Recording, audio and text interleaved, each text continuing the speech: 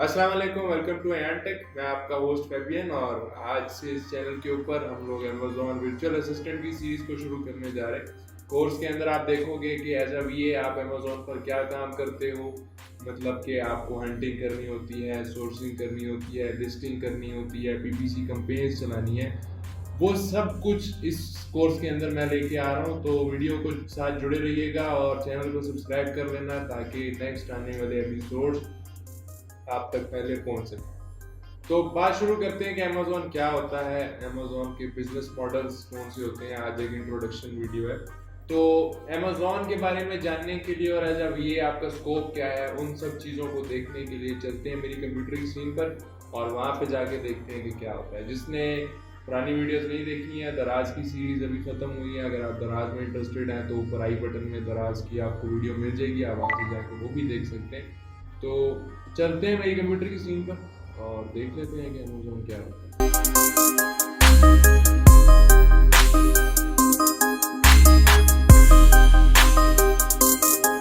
तो आ गया हूँ मैं अपनी कंप्यूटर की स्क्रीन पर और अमेजोन पर बात करने से पहले आपको मैं ये समझता हूँ कि बताना ज़रूरी है कि व्हाट इज़ कॉमर्स, ठीक है। क्योंकि आप ई कॉमर्स की फील्ड है अमेजोन, तो उस पर जाने के लिए हमें सबसे पहले पता होना चाहिए कि व्हाट इज़ कॉमर्स, ठीक है जी। तो the buying and selling of goods specially on a large scale as between cities और नेशन और एक्सचेंज और social interaction means commerce. Like simple अगर हम बात करें तो किसी भी चीज़ की खरीदो फरोख्त को या बाइंग एंड सेलिंग को हम क्या बोलते हैं, कॉमर्स बोलते हैं। तो कॉमर्स की दो ही मेन किस्में आती हैं हमारे पास, एक ट्रेडिशनल कॉमर्स आती है और दूसरी ई कॉमर्स आती है। ट्रेडिशनल कॉमर्स क्या है? Buying and selling of goods is called traditional commerce. Like some of examples, shopping mall, water supply shop, meat shop, cloth market या कोई भी फिजिकल शॉप जो हमारे बाज़ारों में होती है, घर के आसपास होती है, एरिया में होती है, उससे हम क्या बोलते हैं, ट्रेडिशनल कॉमर्स बोलते हैं। बात करते हैं कि ट्रेडिशनल कॉमर्स देखें, what we like call a physical shop near to our location and area. So traditional commerce में जो सबसे मोस्ट यूज पेमेंट मेथड रहता है हमारे पास वो कैश रहता है, मींस हैंड टू हैंड रहता है। ट्रेडिशनल कॉमर्स में हमें चीज़ पसंद आती है, हम उसकी पेमेंट देते हैं, चीज़ उठाते हैं, चले जाते हैं। नाउ डिसएडवांटेजेस क्या है? सबसे पहली तो टाइम लिमिट है। टाइम लिमिट से मुराद ये है कि अगर मैं ट्रेडिशनल कॉमर्स कर रहा हूँ तो मैं अपनी शॉप को सुबह वक्ती 7 बजे खोलूँगा और रात को एक फ़िक्स 11 बजे या 12 बजे तक बंद कर दूँगा, ठीक है। तो एक टाइम की लिमिट रहती है। इसी तरह से जियोग्राफिकल लिमिट है, और जियोग्राफिकल लिमिट से मेरी मुराद है कि अगर मैंने किसी एक एरिया की एक जगह में दुकान खोल ली है तो अब उसी एरिया के लोग ही मेरे पास आने वाले हैं मेरी शॉप को विज़िट करें या मेरी शॉप से कुछ आगे ख़रीदने के, ठीक है। मीन्स कि ख़ास एरिया के लोग। ऐसा नहीं होगा कि अगर मैंने जो है ना एक नवाकिली में शॉप ले ली है तो अब जो है ना मेरे पास सरियाब से या उधर इधर से लोग आ रहे हैं, तो इस तरह नहीं होगा। तो यहाँ पर तीसरी जो डिसएडवांटेज है वो इवेंट लिमिट है। मींस कि अगर कोई कोविड आ जाता है, कोई 14 अगस्त है, कोई ईद वगैरह है, तो उस दौरानिए के अंदर भी ट्रेडिशनल कॉमर्स की शॉप बंद रहती हैं। एडवांटेजेस क्या है? आपके पास ट्रेडिशनल कॉमर्स में पर्सनल इंटरेक्शन है, मींस कि आप पर्सनली किसी प्रोडक्ट को या जो भी चीज़ आपने खरीदनी है उसको चेक कर सकते हैं। ट्रेडिशनल कॉमर्स में ट्रस्ट इश्यूज नहीं है, क्वालिटीज इश्यूज आपको नहीं मिलेंगे खामखा। जहाँ पर पर्सनल इंटरेक्शन होगी वहाँ पर ये दोनों चीज़ें माइनस हो जाती। तो आप किसी भी वक्त ट्रेडिशनल कॉमर्स को बंद कर सकते हो, खोल सकते हो, और कोई भी आपके एरिया का बंदा आपकी शॉप को विजिट कर सकता है। बात करते हैं ई कॉमर्स की, तो ई कॉमर्स जो है वो बाइंग एंड सेलिंग ही है, लेकिन इलेक्ट्रॉनिक मीडिया या फिर डिजिटल मार्केटिंग के थ्रू किसी चीज़ का खरीदा जाना या बेचा जाना ई कॉमर्स कहलाता है। लाइक इंटरनेट है, टेलीविज़न है, उसकी कुछ एग्जांपल्स आ रही हैं कि like online shopping, online food ordering etcetera. Then advantages क्या है ई कॉमर्स की? सबसे पहली एडवांटेज तो ये है कि इसकी लार्जर रीच है, रीच ज़्यादा होती है ई कॉमर्स में। जिस तरह हमने देखा था कि ट्रेडिशनल कॉमर्स के अंदर एक जियोग्राफिकल लिमिट थी, तो ई कॉमर्स में वो लिमिट आपको नहीं मिलती है, क्योंकि आप उसको ऑनलाइन सेल कर रहे होते हैं, और जब ऑनलाइन सेल चीज़ हो रही है तो उसकी रीच पूरे पाकिस्तान तक भी जा सकती है और इंटरनेशनली भी जा सकती है। तो एक ख़ास कोई इलाके की लिमिट नहीं रहती। नो इवेंट लिमिट, यहाँ पर एक टी लगाना मिस हो गया तो वो फिर टी आपने लगा लेना है खुद ही, ठीक है। तो नो इवेंट लिमिट, कोई इवेंट लिमिट नहीं है, चाहे ईद आ रही है, क्रिसमस आ रहा है, 14 अगस्त आ रहा है, कोविड आ रहा है, कुछ भी आ रहा है, ई कॉमर्स का काम नहीं रुकता। टाइम की लिमिट नहीं है, 24/7 आपका स्टोर, आपकी वेबसाइट चलती है। पेमेंट्स मेथड आपको बहुत सारे मिल जाते हैं, like bank transfer, credit card, debit card, digital banking और मोबाइल वॉलेट एक्सेट्रा। बहुत सारे तरीक़ों से हम ई कॉमर्स की पेमेंट कर सकते हैं। ई कॉमर्स की भी कुछ डिसएडवांटेजेस हैं। डिसएडवांटेजेस क्या है कि सबसे पहले तो ट्रस्ट इश्यूज़ रहते हैं कि अगर हमने कोई चीज़ मंगवाई, हमें नहीं पता कि वो चीज़ कैसी है, क्योंकि पर्सनल इंटरेक्शन नहीं है। ठीक है, जब पर्सनल इंटरेक्शन नहीं होगी तो मीन्स के ट्रस्ट इश्यूज़ भी होंगे और क्वालिटीज़ इश्यूज़ भी होंगे। प्लस क्रेडिट कार्ड नंबर वगैरह हम अगर किसी न्यू वेबसाइट पर डालते हैं तो वो हमें ख़तरा हो सकता है कि वो हमारा कार्ड नंबर सेव कर रहा हो या कुछ भी हमारी डिटेल्स वहाँ पर सेव की जा रही हो। डिलीवरी टाइमिंग्स और लेट डिलीवरीज़ के इस तरह के इश्यूज़ आते हैं, वो भी इसकी एक डिसएडवांटेज है। और ऐसा भी हो सकता है कि जो प्रोडक्ट आप लॉन्च कर रहे हैं तो वो प्रोडक्ट आपके टारगेटेड पीपल के पास इंटरनेट की फैसिलिटी ना हो तो वो परचेज़ नहीं कर पाएंगे। ठीक है, तो ये भी एक डिसएडवांटेज है। चलते हैं जी, कुछ प्लेटफॉर्म की तरफ देख लेते हैं। यहाँ पर दराज.pk है, अमेज़ॉन है, फ्लिपकार्ट है, जो कुछ भी हैं ये तमाम प्लेटफॉर्म्स हैं जहाँ पर आप इंटरनेट के ज़रिए चीज़ें बेचते हो और ख़रीदते हो।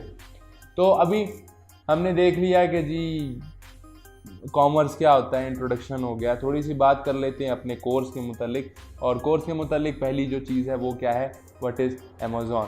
तो known as a world leading digital retailer, online darling that sells anything you can imagine, from a piece of paper and common pins to the strongest expendable garden houses. मतलब आपको समझ सिंपल से आ गया है कि दुनिया का सबसे बड़ा इस वक्त डिजिटल रिटेलर है, ऑनलाइन स्टोर है जहाँ पर चीज़ें बिकती हैं और एक छोटे कागज़ के टुकड़े से या फिर एक छोटी सी कॉमन पिन से लेकर सबसे बड़े गार्डन हाउसेज मीन्स जो ये आई थिंक उनको हम बोलते हैं जो जिसमें हम लोग घोड़े वगैरह रखते हैं, मीन्स के बड़ी से बड़ी चीज़ और छोटी से छोटी चीज़ यहाँ पर मिल जाती है।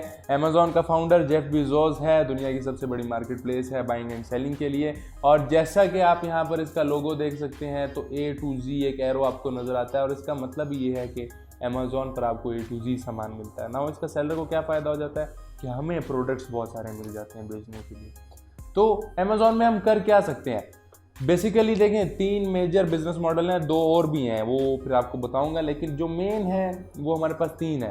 होलसेल है, ड्रॉप शिपिंग है और प्राइवेट लेबल है ना। 2 जो और हैं, एक उसमें अमेज़ॉन एफिलिएट आता है और अमेज़ॉन किंडल आता है, लेकिन वो इतने ज़्यादा मतलब कह लें कि उसकी डिमांड नहीं है या इतना शायद यूज़ नहीं किया जाता। बट जो 3 मोस्ट इंपॉर्टेंट आपके फैक्टर्स हैं अमेज़ॉन के वो आपके पास हैं, wholesale, drop shipping and private label. तो what is wholesale business model? Wholesaling is a favorite hobby of people who love to shop but don't want to hassle. With wholesale, you typically buy directly from the manufacturer or a middleman with better pricing than retail stores. This allows for a lower price and larger quantities of item to get more bang of your buck. तो ना अगर उर्दू में इसको थोड़ा सा आप देख लो कि होलसेल में हम करते क्या है, हम किसी भी ब्रांड के मैन्युफैक्चर से या एक मिडल पर्सन से हम लोग उसी ब्रांड का प्रोडक्ट उसकी ऑथराइजेशन लेने के बाद हम लोग उसको दोबारा से रीसेल करते हैं ब्रांड की चीज़ को। इसमें हमें प्रोडक्ट हंटिंग, वो मतलब प्राइवेट लेबल, ब्रांड रजिस्ट्री, ये सब कुछ नहीं कराना पड़ता।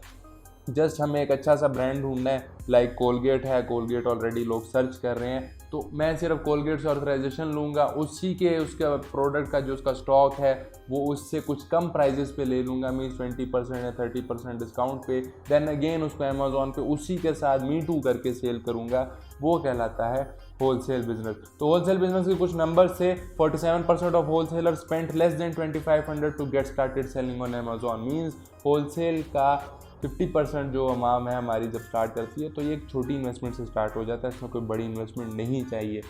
अगर 100 बंदे होलसेल का बिज़नेस स्टार्ट करते हैं तो 61% लोग उसमें प्रॉफिटेबल होते हैं और 5000 प्लस जो है वो डॉलर्स पर मंथ अर्न करते हैं। हालांकि उनका मार्जिन सिर्फ 20% होता है, तो 20% के मार्जिन पे भी वो $5000 माहाना अर्न करते हैं होलसेल के बिज़नेस में, जो कि काफ़ी अच्छी बात है। Drop shipping business model, well drop shipping allow नहीं है अमेज़ॉन की तरफ से, लेकिन आने वाले वीडियोस में एक तरीका लेके आऊँगा, उससे हम कर सकते हैं। तो drop shipping is a business model that allow entrepreneurs to sell product without carrying any inventory. इसमें आपको कोई इन्वेंट्री नहीं खरीदनी पड़ती, स्टॉक खरीदना नहीं पड़ता। With drop shipping the merchant means हम जो सेल करेंगे, the merchant never owns the product and instead only deals with customer on an order by order basis. तो हम एज अ मर्चेंट जो है कस्टमर के साथ ऑर्डर बाय ऑर्डर बेसिस पे सेलिंग करते हैं। मीन्स अगर मैंने यहाँ पर एक माउस लेकर उसकी लिस्टिंग बना दी, अब जब मेरे पास उस पर ऑर्डर आएगा मैं क्या करूँगा, कहीं और से वो माउस के परचेज करूँगा और वही मतलब मैन्युफैक्चर को ही उस कस्टमर की डिटेल्स दे दूँगा, वो मैन्युफैक्चर उसको वहाँ तक डिलीवर कर देगा और मैं उसको यहाँ पर थोड़ी महंगी प्राइस में डाल दूँगा, उधर मुझे सस्ते में मिल रहा होगा, मैं अपना एक मार्जिन अच्छा सा निकाल लूँगा। तो मीन्स इसके अंदर अमेज़ॉन फ़िलहाल इसको अलाउ नहीं करता है, तो इसका भी तरीका है, फर्दर आगे जाके देखेंगे। तो मीन्स ड्रॉप शिपिंग ये कि आप इन्वेंट्री नहीं खरीदते और सिंपली जब ऑर्डर आता है वो ऑर्डर बिल्कुल उसी डिटेल्स के साथ आप एक और सप्लायर को दे देते हो, वो सप्लायर आपकी जगह शिपिंग और सब कुछ पैकेजिंग कस्टमर तक पहुंचाना वो सब कुछ वो खुद हैंडल करता है, आप सिर्फ बीच में अपना एक मार्जिन रख लेते हो। बात करते हैं जी प्राइवेट लेबल की। तो Amazon private label is about finding a product on Amazon that has high sales. As a VA आपको प्राइवेट लेबल के क्लाइंट ज़्यादा मिलने वाले हैं, but may be a low number of reviews. ठीक है, तो हमें एक ऐसा प्रोडक्ट ढूंढना होता है प्राइवेट लेबल में जिसकी सेल ज़्यादा हो बट रिव्यूज़ कम हो। Getting that product and labelling it as if it was yours. ठीक है, और उस प्रोडक्ट को लेना और उस पर अपनी ब्रांडिंग करके उसको दोबारा बेचना, वो प्राइवेट लेबल कहलाता है। मीन्स के एग्जिस्टिंग प्रोडक्ट को अपनी ब्रांडिंग करके बेचना वो जो है प्राइवेट लेबल कहलाता है। तो प्राइवेट लेबल बड़ा सिंपल सा कॉन्सेप्ट है, you by your product from a manufacture but label and market them using your own brand. आप एक मैन्युफैक्चर एक सप्लायर से स्टॉक लेते हो, इन्वेंट्री लेते हो, उसके ऊपर अपनी ब्रांडिंग करते हो और ब्रांडिंग करने के बाद उसको अपने ब्रांड से आप बाकायदा ब्रांड उसके रजिस्ट्री करवाते हो, उस पर अपनी ब्रांडिंग करवाते हो। तो best example of a successful private label is Amazon does not manufacture the product but merely sources them from other manufacturer. The e-commerce giant then sells under the Amazon basic brands. ठीक है, तो आप वहाँ से without brand चीज़ को Hunt करते हो, then उसको आप वहाँ पे ब्रांडिंग करके सेल करते हो। इन 2018 the private label business grew by 4.4%, reaching a profit of $5.5 billion in the US. Out of every 4 products sold, nearly 1 product is a private label और स्टोर ब्रांड प्रोडक्ट। तो 2018 के अंदर हर 4 ऑर्डर में से एक ऑर्डर प्राइवेट लेबल वाले product का होता था। ठीक है, तो हम इस चीज़ को देखने वाले आने वाले नेक्स्ट वीडियोस में हम बाकी जो बिजनेस मॉडल हैं उनको भी देख लेंगे अच्छी तरह से। ठीक है, तो नाउ अमेज़ॉन के ऊपर आपको फुलफिलमेंट करने के लिए तरीक़ेकार क्या होते हैं, तो बेसिकली मेजर 2 फुलफिलमेंट मेथड्स हैं। सबसे पहले आपको जो है वो FBM नज़र आ रहा है और देन FBA नज़र आ रहा है। ठीक है, तो now like what is FBA? FBA means fulfilment bye Amazon and FBM means fulfilment bye a merchant. FBA में आप क्या करते हैं? Fulfillment by Amazon is a service that helps business grows by providing access to Amazon's logistic network. Business send product to the Amazon fulfillment centers, and when a customer makes a purchase, we handle receiving, packaging, shipping, customer service and return for those orders. तो means simple सी बात है कि Amazon FBA के अंदर आपके तमाम जितने भी शिपिंग और हैंडलिंग और पैकेजिंग ये जितने काम होते हैं वो अमेज़ॉन सारे खुद से कर रहा होता है। आपको उस चीज़ की बिल्कुल टेंशन नहीं होती कि अभी ऑर्डर आया है तो किस तरह पैक होगा, किस तरह कस्टमर तक पहुंचेगा, ये सारा कुछ। लेकिन ये फ्री नहीं होने वाला है, इसके लिए आपको एक पे करनी होगी। FBA फीस होती है जो कि प्रोडक्ट वेट और डायमेंशन पर डिपेंड करती है। देन अमेज़ॉन की FBM वाला फुलफिलमेंट मेथड है और इस मेथड के अंदर आप खुद हर चीज़ को हैंडल करते हो। मीन्स आप खुद पैक करते हो, खुद शिपिंग करते हो, सब कुछ खुद से करते हो। तो यहाँ पर जो सबसे बड़ी रिक्वायरमेंट रहती है कि आपको एक अच्छा सा वेयर हाउस होना चाहिए, आपके कुछ टीम हो जो कि खामखा ऑर्डर आने पर उसको पैक करे, आपके कोरियर सर्विस में COD अकाउंट्स अवेलेबल हों। ठीक है, जो मतलब आपके प्रोडक्ट को कस्टमर तक ले कर जाएँ, तो वो सारा रिकॉर्ड और कैश फ्लो और हर चीज़ की मेंटेनेंस वो फिर आपकी ज़िम्मेदारी होती है। FBM में आपको काफ़ी मार्जिन थोड़ा ज़्यादा बच जाता है बानिस्बत FBA के। तो बात कर लेते हैं कि जी वर्चुअल असिस्टेंट क्या है। तो वर्चुअल असिस्टेंट पहले देख रहे हैं कि हम वर्चुअल असिस्टेंट होता क्या है। वर्चुअल कहते हैं हम लोग ख्याली को, और ख्याली असिस्टेंट कह लो आप, मतलब इसका ये है जो कि आपको एक रिमोट लोकेशन से बैठकर सर्विसेज देकर आपके काम करे, उसको हम वर्चुअल असिस्टेंट बोलते हैं।